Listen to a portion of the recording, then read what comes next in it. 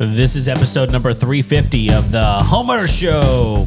Whether you're DIY or looking to hire, we're here to help you find the best information and options for you and your home. My name is Kevin Hackett, and here with me is Craig Williams. Hello, and welcome to the Homeowner Show. We are so glad that you could join us for another live episode here in the studio. How you doing, Kev? Man, I'm doing pretty good.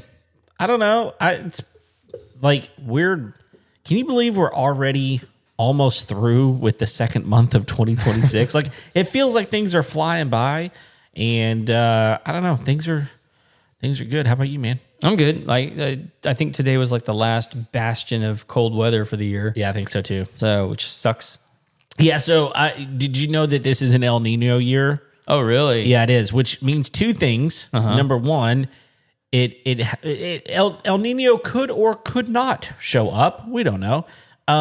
But if it does, means number one, it's going to be wet. Mm-hmm. But number two, hot. Hot. Yeah. Those are the two things that really that brings. So I don't know. We'll see. And it seems like there's people old enough to vote now that probably wouldn't even know what you're talking about. I know, you're probably right. You're El Niño, the child. I'm like, are they talking about children? Are they stealing? You can't be doing that with all the Epstein stuff, man. Oh my goodness. Children are children. Oh, that's so true. You can't be taking anyone. Yeah. Nancy. Nope. Kids. Nancy Guthrie. Like this whole thing, I don't know. Dude, have you been watching any of that stuff? You know they found her. Yeah. That's crazy. I know. Yeah, just today. Was it today? I think so. It's crazy. Yeah, crazy. Yeah. So anyway. It's like the weirdest kidnapping story I've heard in forever, man. Weird. Well, I think we're going to be uncovering stuff with that for a while. But I'm sure. Hey, I got a weird story to tell you. Lay it on me. You know me and how much I like AI. So, I was frustrated the other day because I went to the fridge. We got an outdoor garage fridge because I'm an adult, and it's just for drinks. Okay. It's overflow if it needs to be. Yeah. But it's for drinks. If I'm being honest, that's really what it's for. And I pulled a drink out, started drinking it, and I'm like, that's not very cold. Mm-hmm. That's not very cold at all. And so I go look, and the refrigerator is sitting at 53 degrees. Ooh. This isn't good, especially since the freezer is sitting at -7 degrees. And I'm like, all right, we got a weird discrepancy going on. And I'm like, I don't want to get a new fridge. So what do? I go to ChatGPT. And I'm like, hey, what's going on?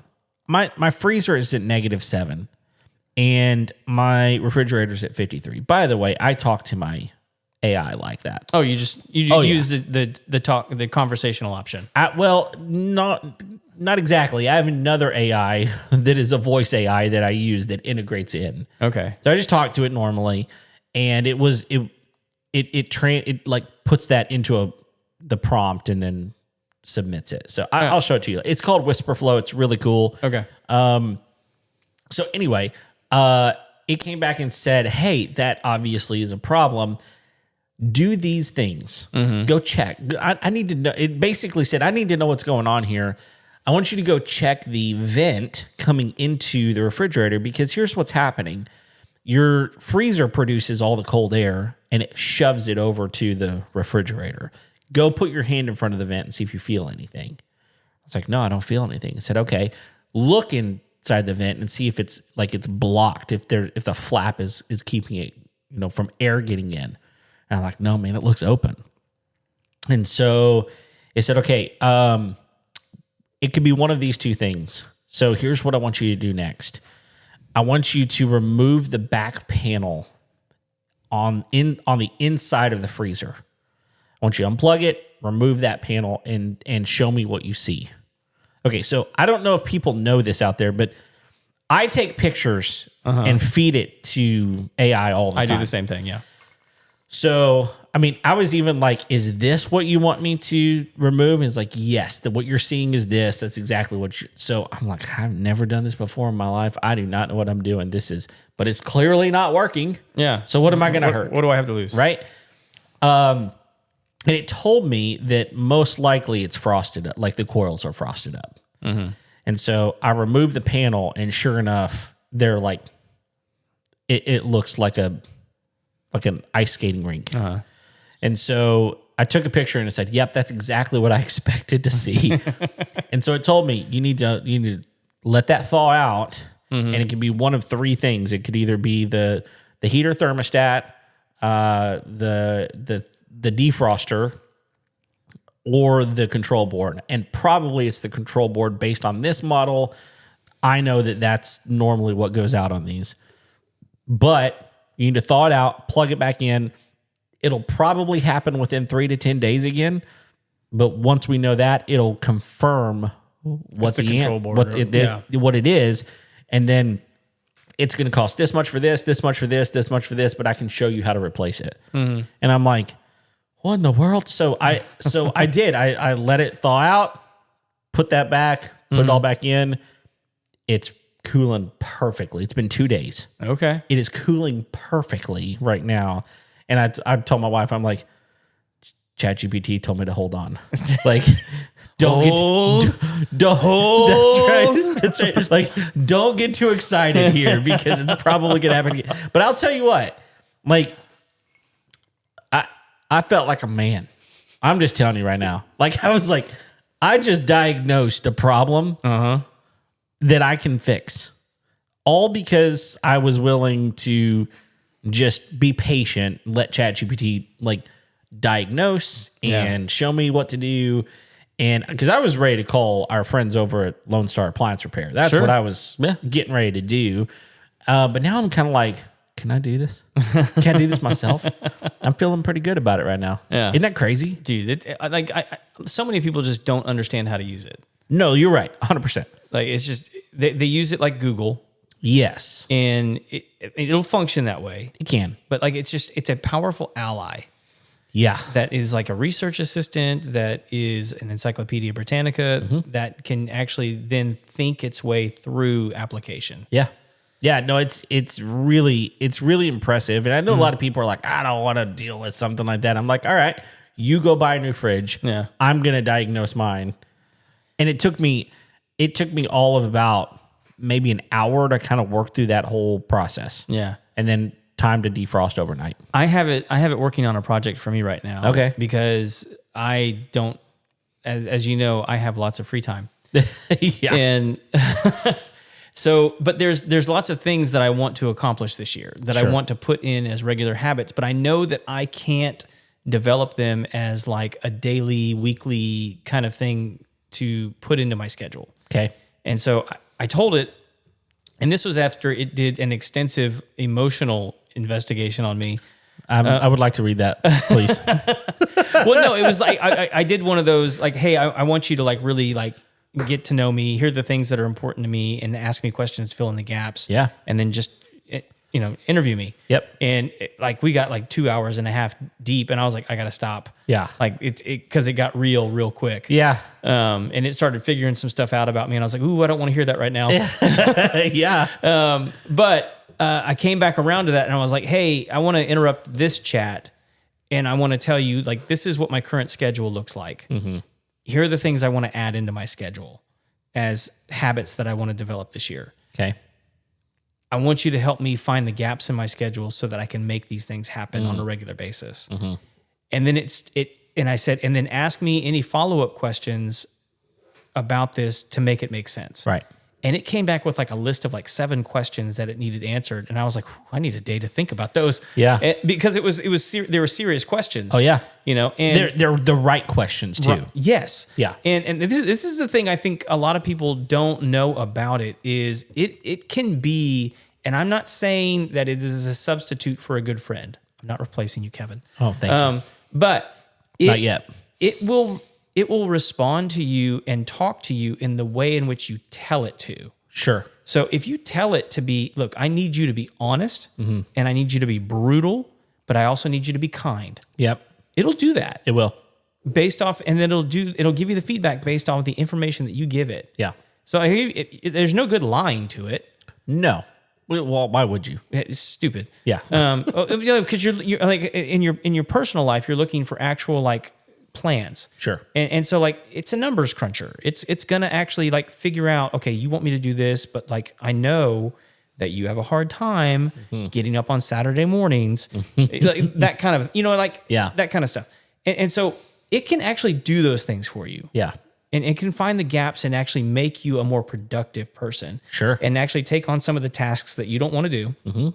But most people don't want to put in the time to train it and engage with it in order to make it function the way that it should. Right.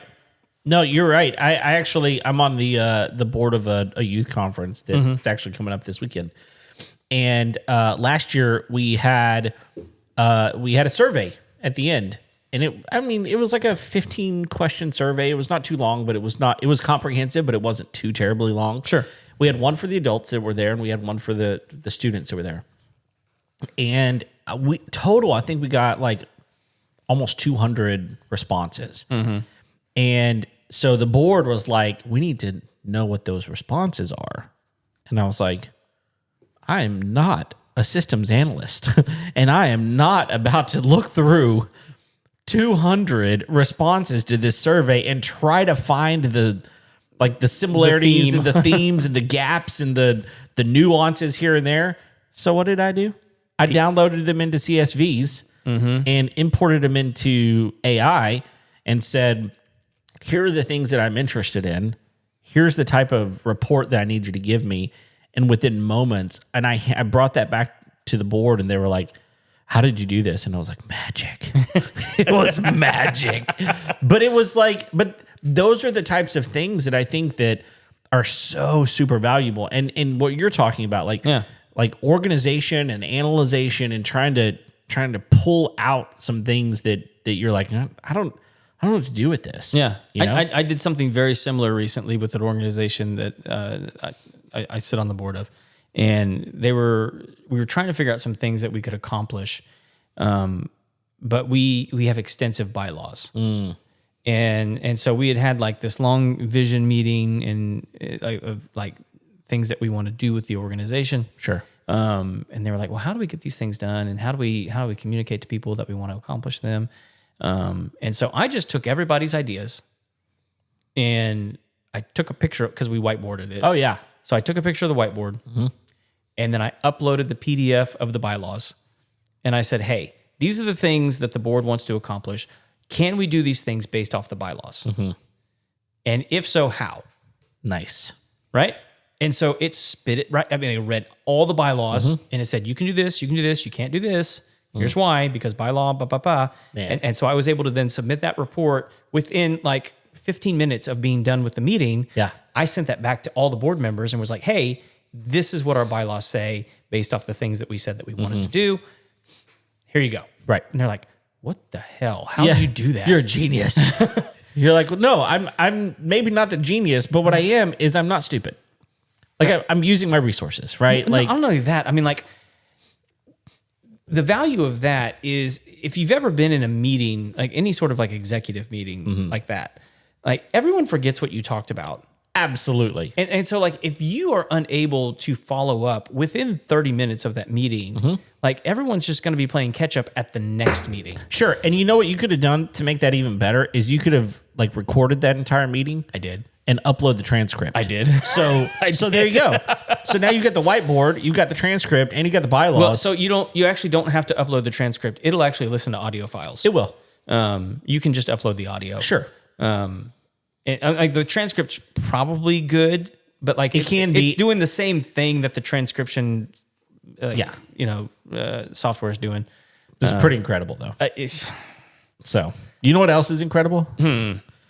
Pizza ovens. Oh, dude, we had so much fun. So do you want to explain what? No, this is your thing, man. All right, so you set this thing up. I'm just along for the ride, baby. Happily along for the ride. So so here's the deal. We reached out to Pizza Oven Company because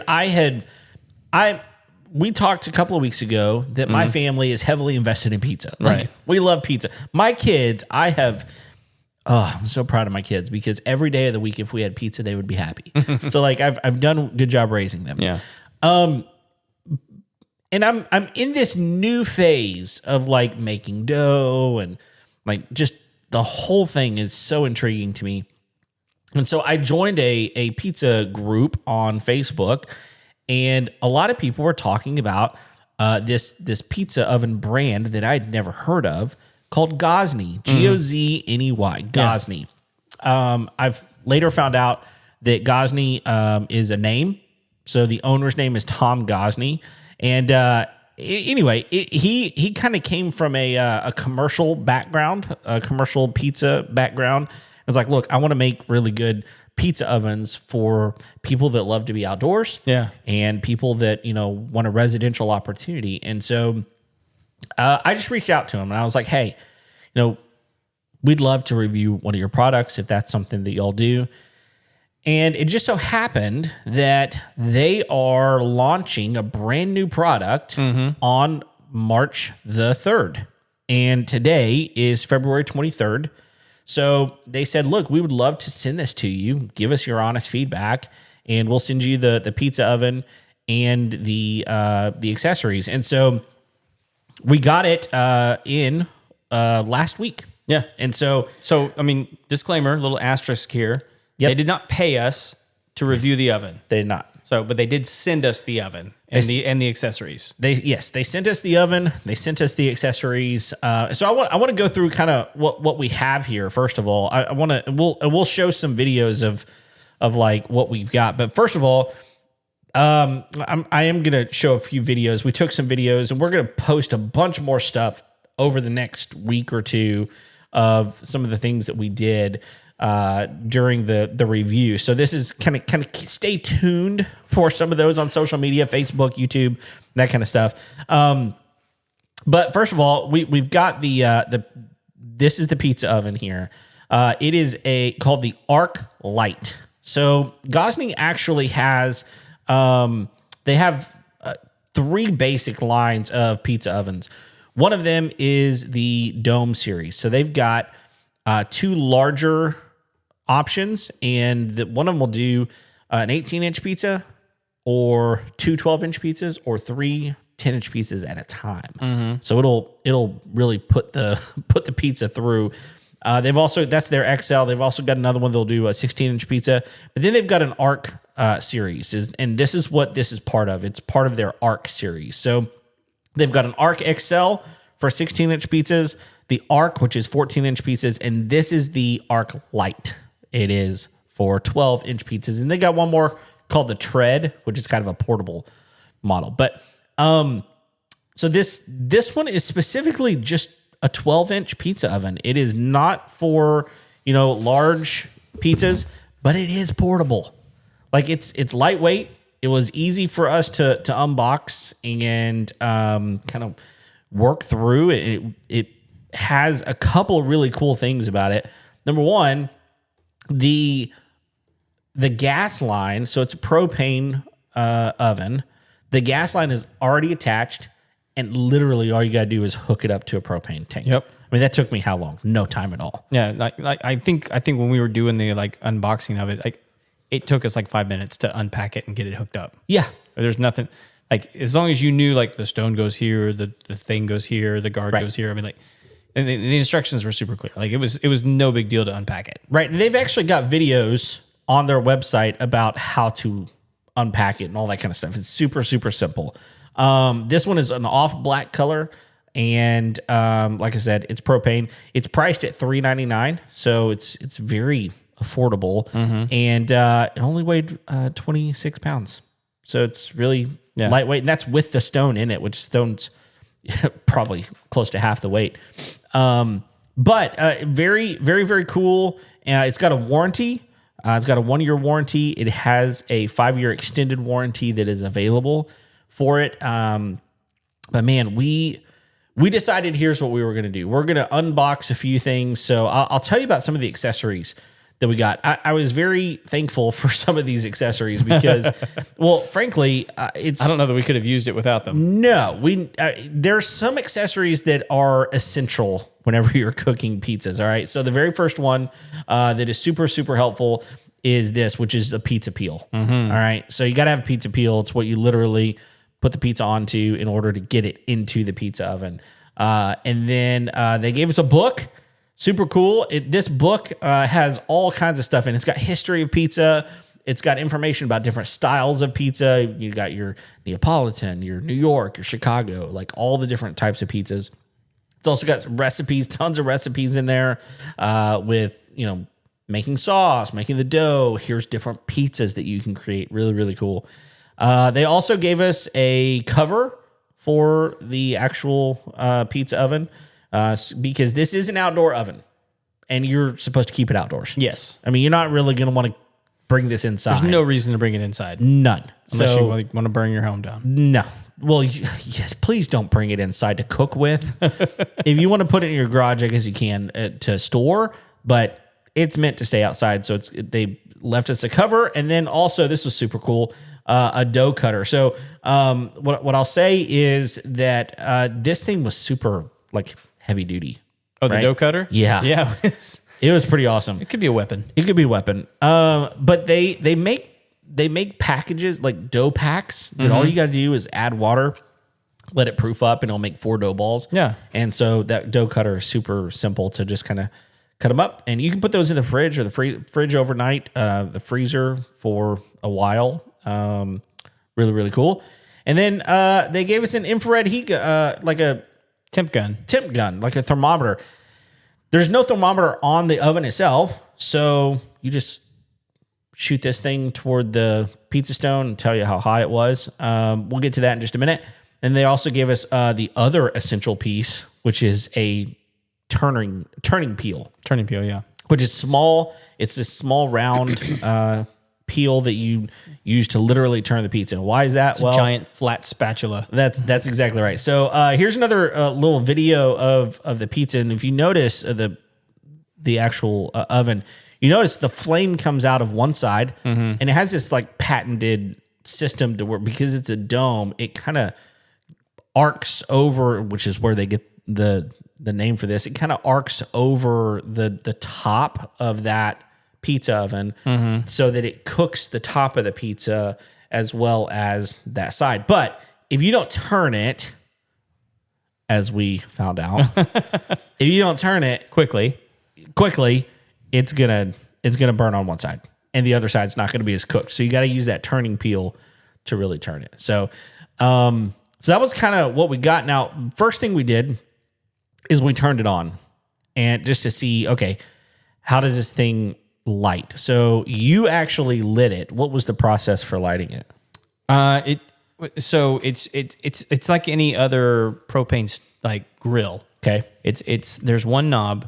And that was actually something I really liked about this one. There's nothing, because on some of the bigger models, and it's not to dog on them or anything like that, but the bigger ones actually have a digital readout for the temperature and things like that. This one has one knob. That's it. And it's a push knob to release the propane into the primer, and then you click it, and it seems like it's a piezo, which means you don't have to put a battery or anything like that. So as you click it, it ignites the piezo, and then that's what ignites the gas.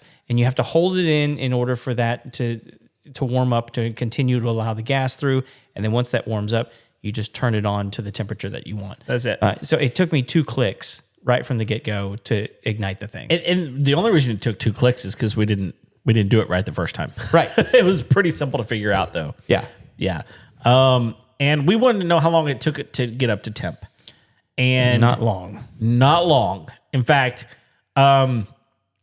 so about 15 minutes in, I went and checked it. Actually, no, it was 10 minutes in. I went and checked it, and it was already at 725. I went in 5 minutes later, and it was at 925. So 15 to 20 minutes, it was over 900 degrees. And so I thought, all right, let's do this. And so we went, we got our first pizza ready. And I'm showing you that video now. We got our first pizza ready.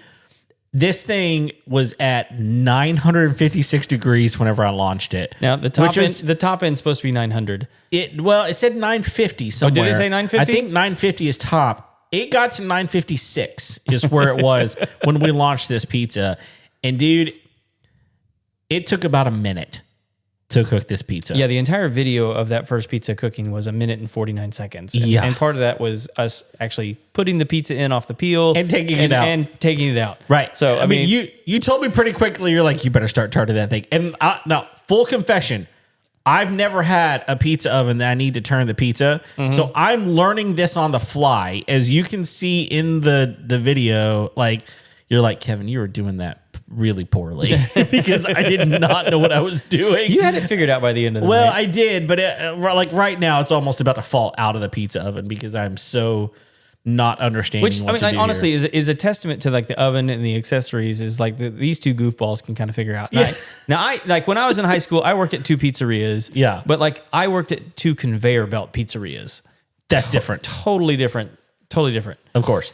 So as you can see right now, like the crust got a little black, especially on one side, because this thing just did not take very long for it to cook at all. At 950, like I think it's safe to say that's too hot. Yeah. I think it's safe to say. I mean, I think the only way you could like justify that is if you're doing like a really, really thin crust pizza. I mean, I think you could get away with it then. Sure. But for like what we were doing, the Neapolitan and the New York style and all, it would have been, well, I mean, so everyone that I've shown the video to after that first pizza, and I show it that one because that's the shortest video that we did that night. Of course. When you pull that pepperoni pizza out, everyone's like, "Oh, that's gorgeous." Yeah. And I'm like, "Yeah." And it tasted great. It did. It tasted really good. Like even was that their dough though? Was that the Gozney dough? This one was one of the Gozney doughs. Okay. Yes. So what I did is I made the Neapolitan pack of dough. This was one of their doughs, and man, it poofed up really good. Yeah. And I don't know if that's the right word. Poof. We'll run with it. Poofed up really good, and it was great. It tasted even the parts of that crust that got black. It did not taste. It didn't taste as charred as it looked. I expected it to be like brittle, like it was just gonna like fall apart. It really wasn't that bad. But I learned a lot along the way. One of the things that I learned is that, first of all, I'm left-handed, you're left-handed. And every video that I watched, I'm like, all right, I'm going to try to figure out how to turn these pizzas. Every one that I watched, people were turning it from the left side to the right side, so counterclockwise. Right. And once we made 6 pizzas this night, right? 6 of them. Yes. Yeah, we did 6 pizzas. We had 7 dough balls. We used 6 of them. I learned for me, and maybe it's just because I'm left-handed, I don't know, going clockwise was the way to turn it. Okay. Because I got better at it, didn't I? Oh, yeah, 100%. Yeah. I think you had it figured out by number 3. Okay. Yeah. Yeah, number 3 is also the one that we had some trouble with because I think that's the one that broke in the middle? Yeah, it tore. We had to go clean. Well, we did have to go clean. That we knew it might do that because we got the dough a little bit thin. So we used a couple of different types of dough. We used 3 different types of dough actually. Yes. So Shout out to Ray's Pizza. yeah, Over at Deacon Baldy's because we went and got some dough from him as like control. yes, Because Ray's Pizza is like one of my favorite. I think it's the best pizza around, and it's in a food truck. it's delicious. Which oddly enough is kind of a thing that Gozney does. I mean, like that a lot of people are doing with the Gozney ovens. Yeah, they're putting them onto food trucks. Yeah, of course. I saw Especially this that guy. big I think he goes by Doughboy. Okay. And he's got 2 of these Gozney ovens inside of a refurbished 2-horse trailer. Oh, nice. It's super cool looking. That's awesome. And it's like the Dome XLs. Yeah, the big dudes. Yeah. Which, you think about it, like that. It's good enough to be commercial. Yeah. Like that's a cool thing. And honestly, like at the beginning, I was learning this thing just because I've never had one like this. Yeah. It's propane outdoor, gets so stinking hot. The one that we reviewed last time that I have is an electric one. So it's very, very different. But like you said, by that third one, we learned some stuff. And we learned how to turn things a lot better. My kids ate it They thought it was great. My wife was eating it. She thought it was delicious. Yep. Honestly, it was really good. Now, what we did was we got the temperature down. We were launching them at about between 600 and 650 is where we were really, what was the sweet spot. So we had 3 different types of dough. We had the Rays, and then we had the Gozney pack that we just added water to and let it proof up. And then I had another brand. The brand is called Poco Barrow. They're not sponsoring this, but Poco Barrow is enjoy your time in the spotlight. Yeah, that's right. They send you dough, pre-made New York style dough, frozen. Okay, and that's what we've been using. It's pretty good, and it cooked up great. Everything that we did, honestly, cooked up really, really nice in this thing. But so what are the kinds that we made? Well, I think we made like 3 pepperonis. We did. We made 3 pepperonis. Yeah. I mean, just because it was like we were trying them out at different temps. It was different dough, and we wanted to see like what the difference would be. And so like the control for us was the pepperoni, the cheese, and the sauce. Right. So we wanted to see what the doughs did at different temps. Yep. To see what that was like. We also made an elk sausage pizza. That was so good. Which was pretty good. Yeah. I liked that one a lot. And then made a semi-traditional one with pepperoni, mushrooms, and blue cheese stuffed olives. That was so good. I liked that one a lot. Yeah. And then that was our first one that whenever we did it, like we were like, okay, that one was done right. That one was done right. That was done. Yeah. It wasn't like too overcharred. No. It was, it was really, really nice. And then we did a funky one at the end, which was I'm pulling it up right now, so they're looking at it. So they're looking at it. So what it is it's smoked duck breast with fig jam, goat cheese, Parmesan Reggiano, and a balsamic reduction. Yeah. With arugula. And then arugula at the end. Obviously not in the oven. No, not in the oven. But at the end. Yeah. And like all of them were good. I think that one was my favorite. Yeah, that one, it was almost like a dessert pizza, but even though it had the smoked duck breast on it, like it was sweet, but also one of the things we did is we that was the one we did put olive oil on the entire pizza, but then whenever it came out, we put more olive oil on the crust, yeah, and then we salted that. Yep. And that made a huge difference. Yeah, that pink Himalayan salt that we put on the edge of that crust was really good. And so those of you who are watching, like you're going, oh yeah, Kevin, you got a lot better at turning these things. This actually looks like you meant to do that. And I'll tell you that this one was a challenge, mainly because all of these others have like sauce on them to keep it way down. Right. Yeah. This had fig jam on it. Yeah. So which was not like a lot. No, it didn't have a lot, but by the time like little dollops, like that's right. I think that was the challenge. Is there were dollops of it. So between that and the dollops of goat cheese that was on there, I was a little bit concerned that I was going to like poke a hole through it whenever I was turning it, but I didn't. I don't know. It worked out. This one we launched at about 650 degrees, and so it took.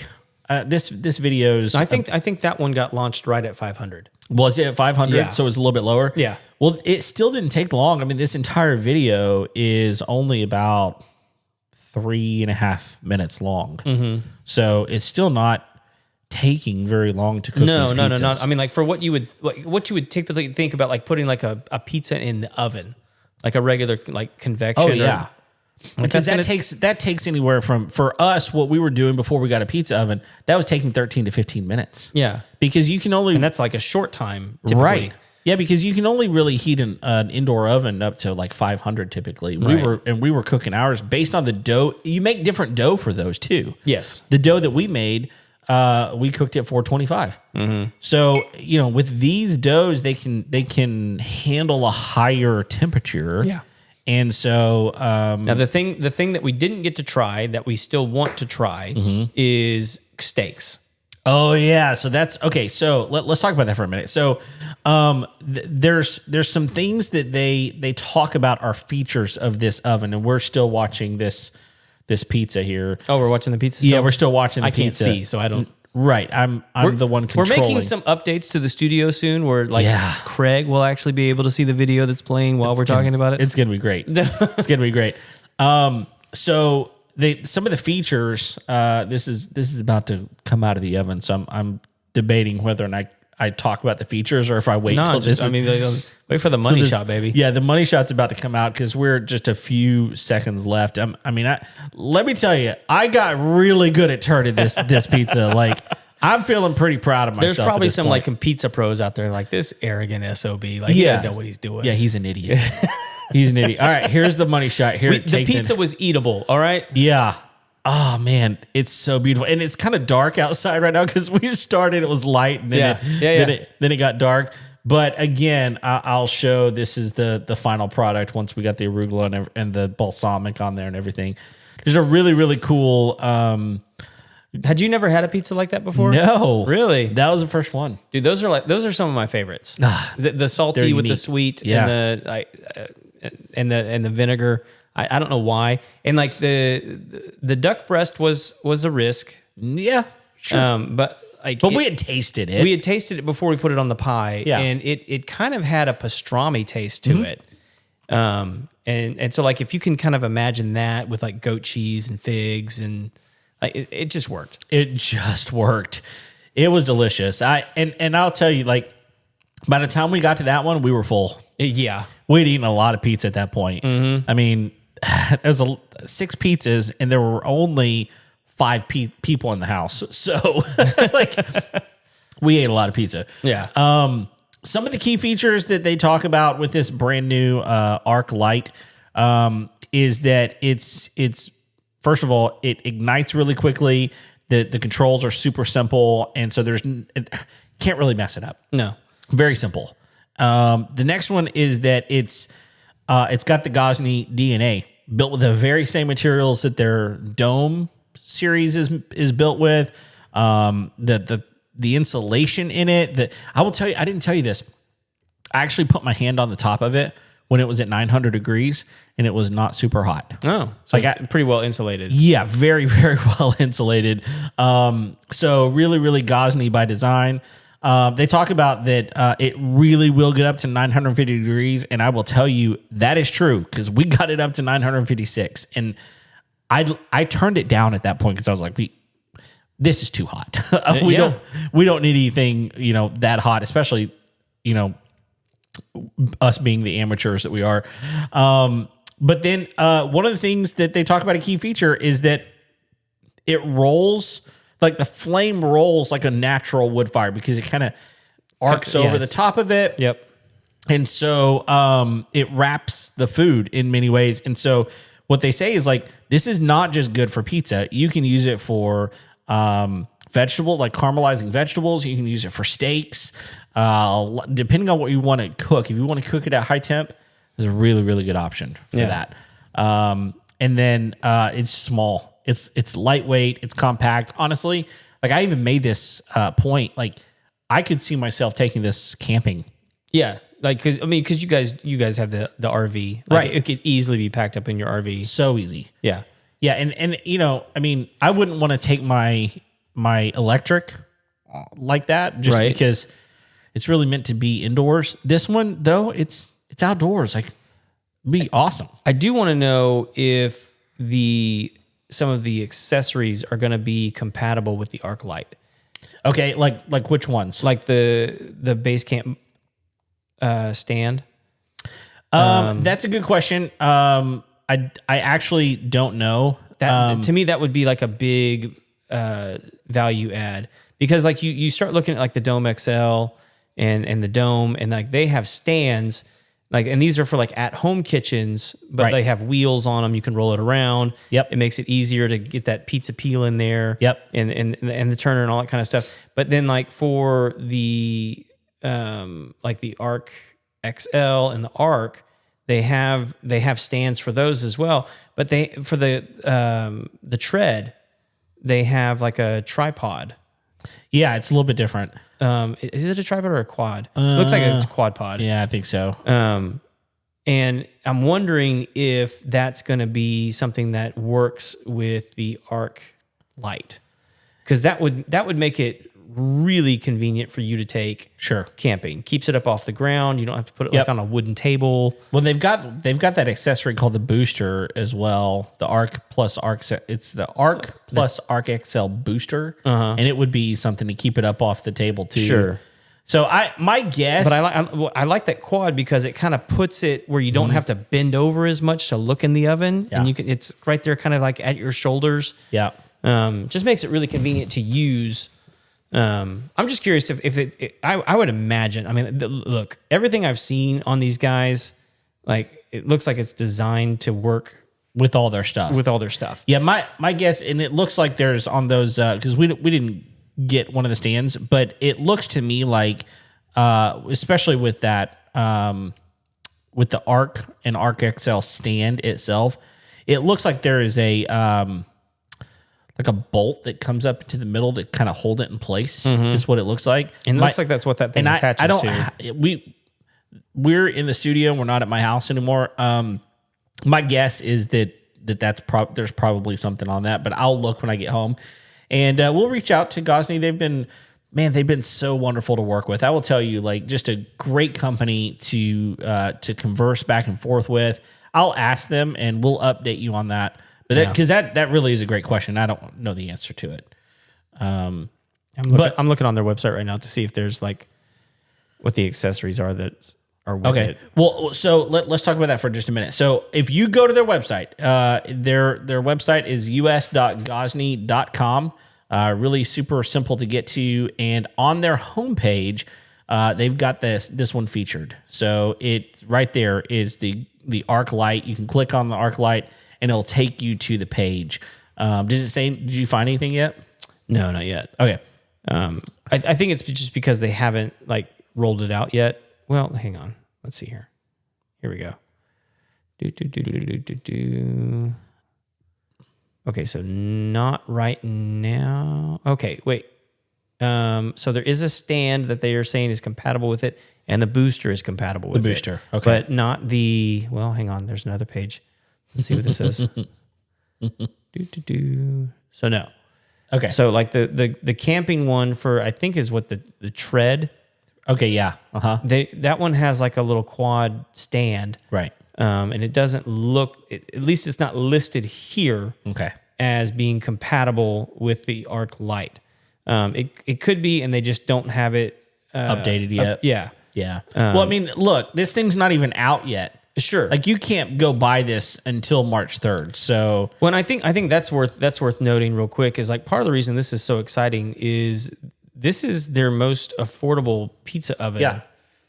As of okay, so it's the same as the Rock Box. Right. The same price as the Rock Box. Yeah. I think this one has a lot more utility than the Rock Box. Sure. I think the Rock Box, let's see, Pioneer, scale down, and portable. Yeah, it's a portable pizza oven. So the Arc Lite is, I agree with you. I think the Arc Lite is pretty portable. Yeah. But I think it's intended to be part of like your outdoor kitchen at home. Right. In that regard. And like, look, I think a lot of people's concern would be, well, like, wouldn't the pizzas get cold?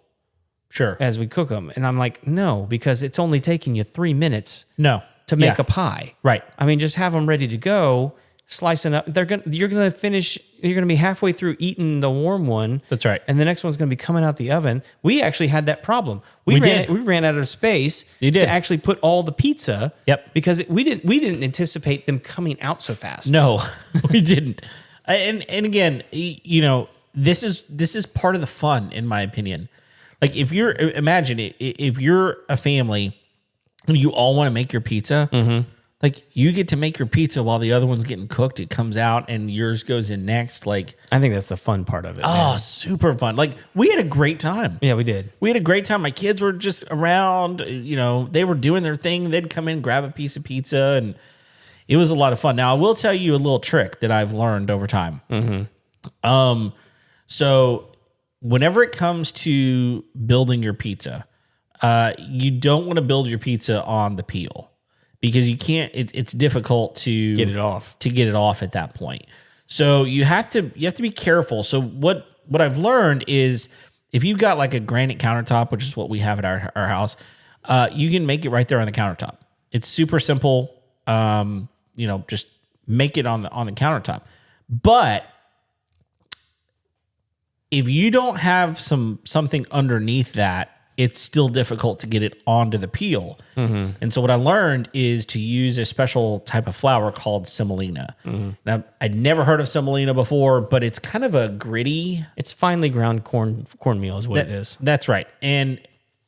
But if you go to the grocery store, it might be a little more coarsely ground. Sure. On Amazon, I'm sure you can buy this at certain places, but on Amazon there is a brand, and the brand is Semola, Semola. Well, I'll actually link it up in the show notes, but it's Semola Remacinata, and that Remacinata means it's even finer, and so what I learned is, for a while, I was using this semolina, and it still had that gritty texture a little bit.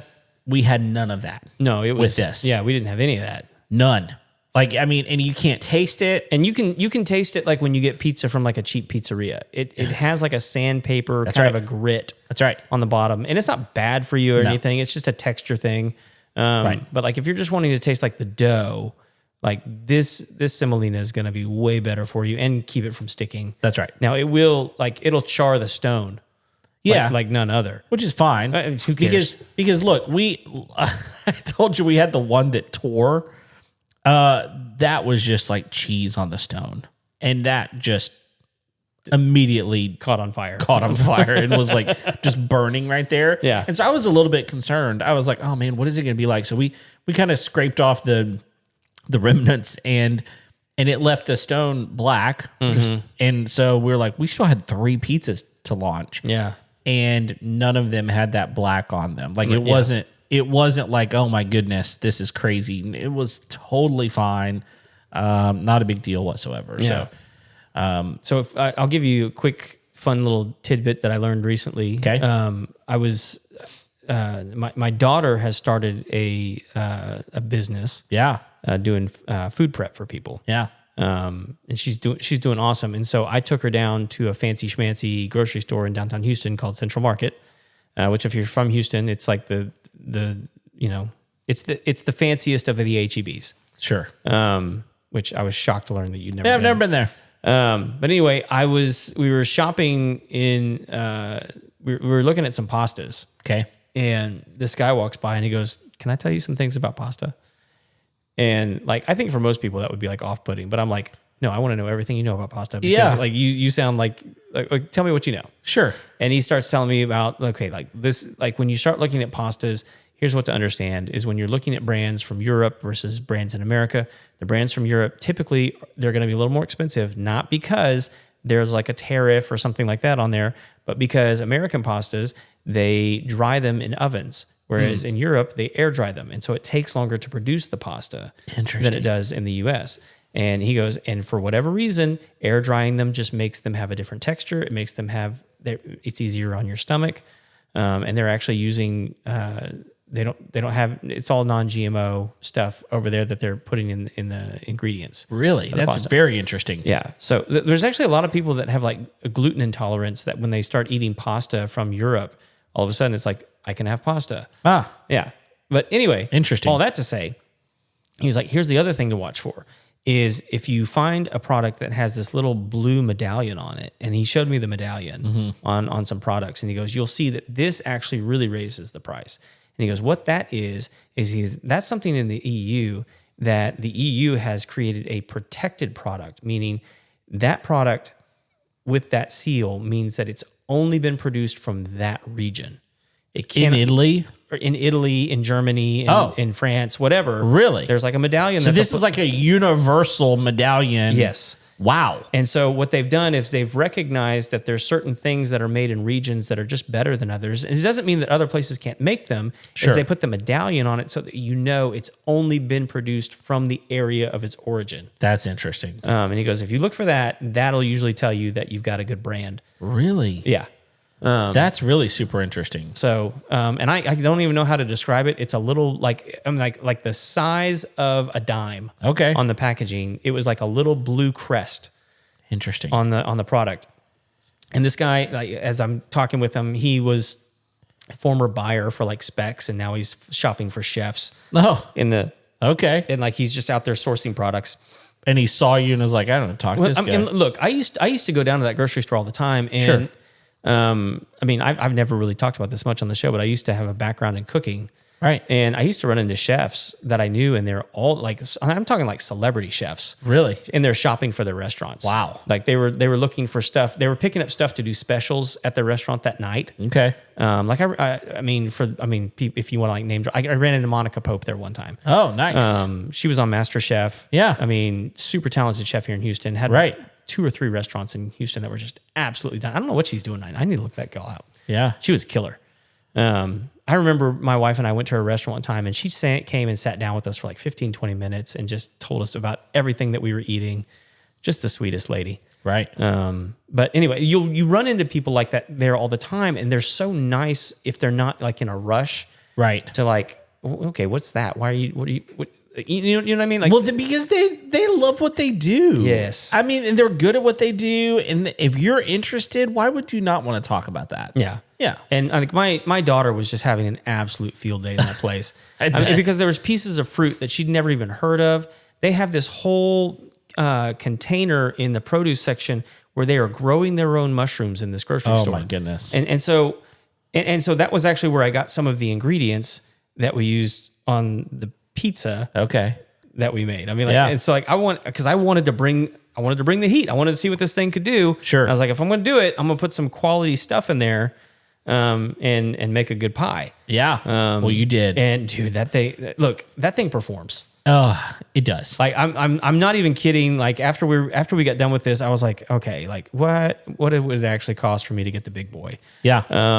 Because that looks like it would look really cool in my outdoor kitchen. Well, you've got a really cool outdoor space out here, and I feel like it needs one. I feel like it needs one over there. it does. And look, why don't you get it? Well, you and I have talked many times about just building Oh yeah, a domed wood oven. absolutely. You know, and I like, because I love it so much, and we make pizza every week, at least one time a week. Yeah. So like, now we don't do that, but like, you would use it. Oh, 100%. I would use it for more than pizza. Oh, absolutely. And so here you But, go. like, I don't think a lot of people appreciate that the thing can do 950 degrees. Right. Go to your convection oven and see if it will do that. It won't. It'll just for safety reasons. It won't do that. I think typically 500 is the most that you can get. I think so. Your typical, And that's if oven it's up like to. on broil or something. That's exactly right. Yeah, you're not getting it, nearly that hot. So And high heat can make, I mean, like, the reason that's so, making steaks at that temp, you can put such an incredible crust the char you can put on a there. medium rare steak. Oof. And especially if you do a little just lost the sous vide on it. Do a sous vide on that thing up to like, You talking about like a reverse sear? yes. Yeah. Oh, now you're really talking. Now you're really talking. So here's the deal. I think this is a fair deal. I mean, I got the Arc Lite. You get the Dome XL2. Okay, I'll see what I can come up with. Yeah, you do the Dome XL2. We will review We'll that. do a letter writing campaign. That's right. We'll review that one. But look, it's only fair. I mean, I did my part. Sure. It's your turn to do yours. Okay. And we'll review that sucker.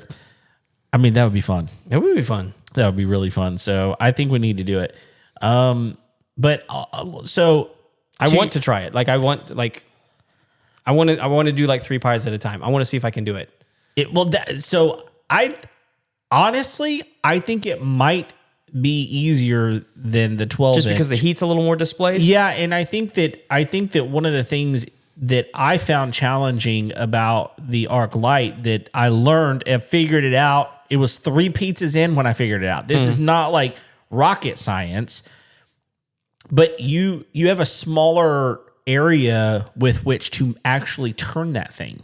If I had a larger area, then I could move it over, turn it. Like it would probably be a little bit easier. Yeah. And I think that, if you had the larger space, it would probably be easier for that in general. But here's the other thing I want to try this for. Okay. I want to roast garlic cloves. Oh, at that heat? Yes. Really? I never thought about that. For bread dip. Okay. And then I want to bake the bread in the Gozney. Yeah, I want to like baking baguettes in there. That sounds delicious. And then pulling that garlic out and mixing that with like balsamic and olive oil and herbs and salt and Parmesan, and then just like bringing that out of the oven. Yes. There's a restaurant in Florida, I've talked about it before, and that's what they do. And I'm like, it's the best bread and dip you've ever had. I've ever had. And I want, if I could have that in my backyard, yeah, I would be a much fatter man. Yeah, of course. Which, look, I think we both would. I mean, so that, by the way, the Dome XL2, it doesn't get any hotter than this Arc Lite. Arc Lite, yeah. It's 950 degrees. Yeah. That is incredible to me. You don't need it hotter than that. No, there's no reason, but I think there's something to be said about the fact that this little dude can do that. Yeah, that is impressive. So let me just ask the question. Well, I was at a meeting tonight. Okay. And one of the guys there he's a big time caterer. Oh, okay. And I said, hey man, have you ever heard of this Gozney company? And he's like, yeah. And I was like, you want to see this? And he's like, yeah. And I showed him, and I was like, look at this, man. We're fixing to make this. I showed him the video of the minute pizza. Oh yeah. And I was like, look, this thing's going to cook this pizza in about 90 seconds. And he goes, shut the. And he goes, what temperature is that? It's like 950 degrees. And he goes, holy hell. Yeah, it's so hot, man. But again, you have to recognize, like, I was standing right in front of this thing. Like, it did not. This thing is so well insulated. You didn't light your beard on fire. No, I did not. We have the video evidence to prove it. That's right. Thankfully. So here's my question. Like, was it worth it? Like, do you think, like, I mean, clearly you like it well enough to buy, but like, if someone was going, look, I really want to get into pizza ovens, would you be like, yes, I think you should consider something like this? Oh, 100%. Yeah. It's fun. Oh, it's so much fun. It's just such a stark difference between sticking like a DiGiorno's in the oven and then the interactive activity of like a family, like, okay, we're going to toss the dough. We're going to get our ingredients. We're going to, okay, you put that, I'm going to put, and then we're going to put it on the thing. We're throw it in the oven. Then we got to turn it. We got to pay attention. And everyone's excited watching it. And yeah, like it's a whole experience Yes. rather than just like this boring thing that you're going to throw in the oven that doesn't even taste good. Right. And like, if you're going to, okay, look, is pizza like the most nutritious thing for you? No. Of course not. So like, if you're going to misbehave, this is my philosophy with food. If you're going to misbehave with food, at least do it with quality. There you go. Like, why would you waste, and like, sorry to everyone out there, why would you waste those calories on McDonald's? Right. It's such trash. So true.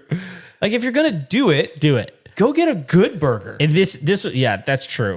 But this would actually, like, when you make dough like this, that's really the worst part, is the dough.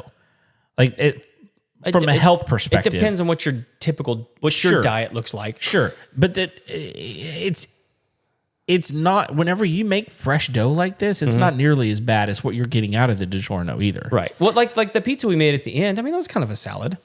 It kind of was a salad. Yeah. Well, it had lettuce in it. Yep. It's a salad. But let's talk about that for a minute. Okay, so you talked about like just the expense of certain things. So the dough that you got from Ray's, it was $3. Yes. $3 a piece. For two dough balls that were good size. Two 12-inch pizzas. Two 12-inch pizzas. Yeah. It was $6. And then, I mean, look, do it like this. Just go home and make cheese pizzas. Sure. Sauce and cheese, man. Yeah. I mean, you're what? $10? No way you're $10 for two pizzas? Yeah. Oh, for two pizzas? No way you're $10. Really? No. Because I mean, like if you got really cheap sauce and cheese, it's gonna be cheaper than that. You think so? Yes, because I get and it's better to get like whole milk mozzarella, but it's hard to find. Skim milk mozzarella, you need the low moisture. Skim is typically what you're going to get. Well, you can get a 32-ounce block of cheese for $8 at HEB. Okay. And for 2 pizzas, I can do 2 pizzas with 1 pound. So 8 ounces. Okay. So that's like, instead of $8, that's $2. Okay. I see what you're, because you're not going to use all You're of it. not going to use all of it. So you're $6 into two dough balls. You're $2 into cheese, and the sauce is like, I think it's like $4 for a jar. And we went through about 1 1/4 jars in 6 pizzas. Yeah. So you're less 5 than, because one of them we didn't use sauce on. that's true. But you're less than $10. If you want to be crazy, it's $10 for 2 pizzas. Sure.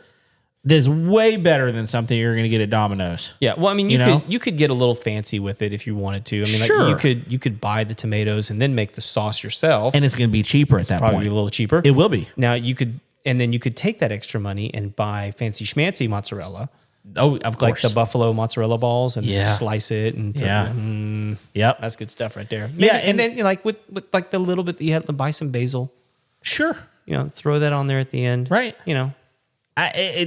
You can experiment. Yeah. There's so many options. And I think that's one of the things I love about pizza is that, like I tell people this, the worst pizza I ever had, all right, was delicious. Because it's just, there's so many things you can do with it. You can top it so many different ways. And it is a fun experience. Pizza is built around family. It just is. And so, I think that's another, like, just one. I'm dogging on the DiGiorno people here, but like you deserve it. Yeah.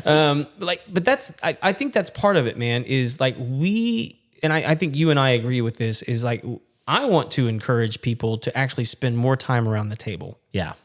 I think that's important. I agree. And I think it's equally as important to involve your family in the making of the meal that you sit around the table with. I can't tell you the number of people that I've met that just don't know how to cook. Oh, sure. And I'm like, how? Because they never tried. It's either that or they just ate macaroni and cheese their entire life. Yeah. And it's like, that's boring. It is. And gross. And this is so easy. That's just the thing. It is so easy. And good food is easy. And look, you might screw up the first couple of pizzas like we did. We didn't screw them up. They were delicious. But you might screw up 1 or 2 times, but you learn it. You figure it out. And I will tell you this right now, and this is hilarious to me, but my kids legitimately want me to open a pizzeria. And I do not want to. But no, you don't. They legitimately want me to because they're like, your pizza is the best pizza we've ever had. It's not the best pizza in the world.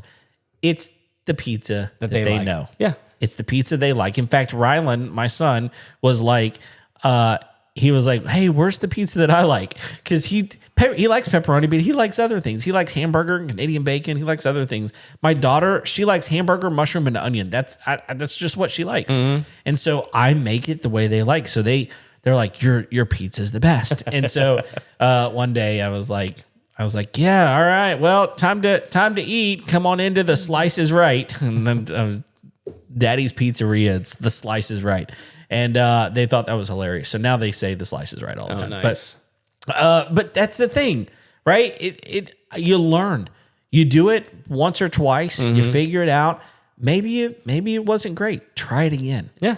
And Experiment. Have some fun. That's right. And if you honestly, realistically, buy an extra dough ball. If you didn't like one, get rid of it. And in 3 minutes or less, you got another one. Yeah, we had some funky shapes come out of the oven. We did. They still tasted good. They tasted great. Yeah. So when I was on their website, I meant to bring this up earlier. They have a list of chefs and influencers. Okay. That like use their ovens. Sure. And one of those guys is Chris Bianco. Oh, really? You know him? Yeah. So that's the guy. Remember when I went to Phoenix and I was like, dude, the pizza culture in Phoenix is incredible. Yeah. That's the guy that made it happen. I remember you telling me about him. And so apparently he uses these. That's awesome. That dude's a yeah. man. Crazy. I mean, like one, to like change the entire food culture of a city. Like that. Yeah. I That's mean, impressive. I mean, everywhere I went had wood-fired pizza. And I'm not even kidding. That's impressive. And all of them are just trying to play catch up with him. Sure. So, well, look, I fully endorse Gozney at this point. The Arc Lite was great, portable, awesome, lightweight. Go get you one at $3.99. You can research pizza ovens all day long. yeah. $3.99 is a pretty good price. I'll reserve my full endorsement when I see the Domex. All right, fair enough. Well, guys, It gets a full thumb up. I'll hold the other one in reserve. Okay. Well, that's Craig's review, but I think he liked it plenty fine. I liked it. The number of pieces of pizza that he ate tells me he liked it just fine. I did. Look, thank you guys, Gozney. Thank you for sending us this, and we had a fun time making some pizza. So thank you for listening. Hope this was helpful to you. Go out and buy one of these things. It's totally not going to disappoint you. Enjoy. The price is right on these too. $3.99. That's Are right. You kidding me? Yeah, and the Slice is right is going to use them often. So, look, go give it a try. Share this episode with all your friends so they can know as well. Thank you for being with us. Until next time, we'll see you later. See ya.